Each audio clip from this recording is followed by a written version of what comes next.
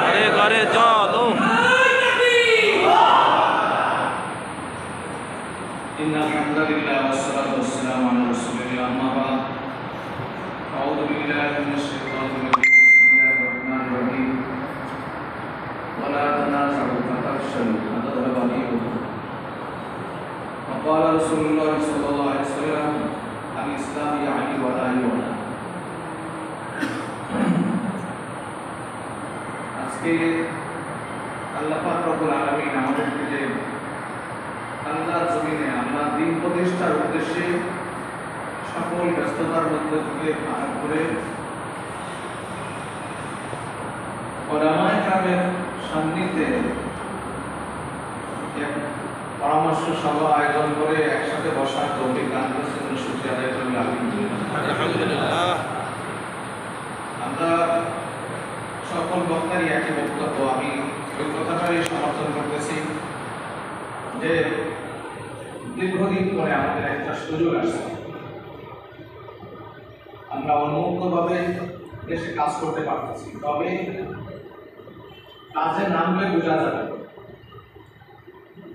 এখনই অনেকেই আমাদেরকে পরামর্শ দেয়, আপনাদের নির্বাচন যাওয়া দরকার নাই,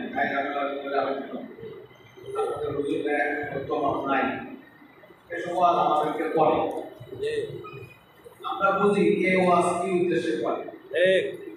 আমরা যখন মাঠে নামবো তখন আমাদের বন্ধু শত্রু পরিচয় হবে। এখন যতই দোয়ানে পানি পড়া নেই, যখন আমরা মাঠে নামবো তখন আমাদের সামনে আসবে কারো মতামত ছুটে যাবে, কারো ইমামতি ছুটানোর চেষ্টা হবে, কাউকে রড আজকে প্রক্রিয়া বোঝানোর চেষ্টা করা হবে, কাউকে ধমকি দিয়ে আন্দোলন থেকে চুপ করানো হবে। এইরকম চেষ্টা চলবে, কিন্তু তাই বলে কি আমরা এই সব লোভে বা ভয়ে পিছপা হব? কখনো না। আমাদের কিন্তু থেকে যাকে আমাদের সামনে প্রার্থী হিসেবে ঘোষণা করুক, আমরা যদি মাঠে নামি এইটাই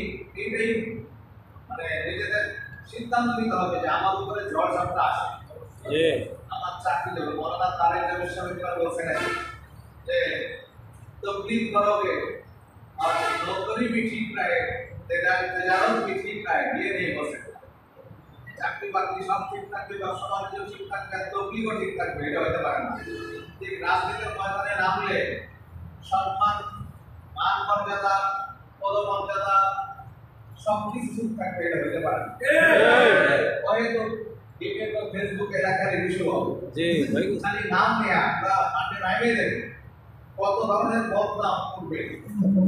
আমরা এইগুলো থেকে কামড়াইয়া আমরা ঐক্যবদ্ধভাবে সামনে আমাদের জল প্রদান যাই আসুন, কোনো কিছুতে যেন আমরা পিছপা না হই ইনশাআল্লাহ। আরেকটা কথা আমি সময় বেশি নেব না, ইসলাম আল ইসলাম ইয়ানি ওয়ালা ইউনা, আমরা কারো কাছে মাথা নত করতে পারি না। একজন বেশিরভাগের সুবিধা ভোগ করবে আর এখনকার সুবিধা ভোগ করবে, এটা আমরা করতে দেব। আপনাদের কাছে জিজ্ঞেস করতে চাই, কারো বাড়ি ঘর ভেঙে মসজিদ বানানো কি যায়? কারো পায়খানা ভেঙে কি মসজিদ বানানো সব? আমাদের এই সাতটা থানায় ঘটছে এরকম যে একজনের বাড়ি ভেঙে সেখানে মাটির পেরে ঠান্ডা তৈরি,